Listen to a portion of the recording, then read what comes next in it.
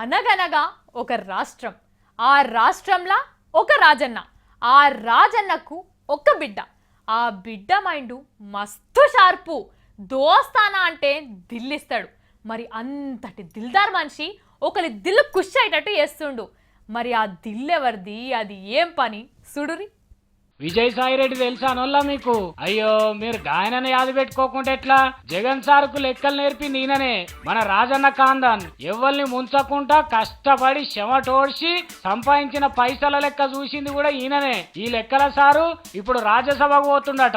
అప్పట్లో లెక్కలు మంచిగా చేసినందుకు ఈయనను ఎంపీని చేసే బాధ్యతను కూడా జగనాలని ఎత్తి మీద వేసుకున్నాడు. లెక్కకైతే వైసీపీలకు రాజ్యసభలో ఒక సీట్ ఖాళీగా ఉన్నది. మరి ఆ సీట్ ని ఎవరికి ఇవ్వాలి, ఎవరిని పంపించాలి అని క్రమశిక్షణ గల లీడర్ కోసం జగనాలు చూసిందట. కానీ అసలు సిసలు క్రమశిక్షణ ఆయన లెక్కనే సేమ్ టు సేమ్ నీతి నిజాయితీ అన్ని విజయసాయిరెడ్డినే కనిపించిందట సార్కు. అందుకే పచ్చ జెండా ఊపిండి అంటుర్రు. కానీ ఇదే ముచ్చట పంక గుర్తోళ్ళకి అస్సలే జీర్ణం అయితలేదట. డైజిన్ గోలేసుకొని అరిగించుకుందామన్న గురగురనే అంటున్నదట.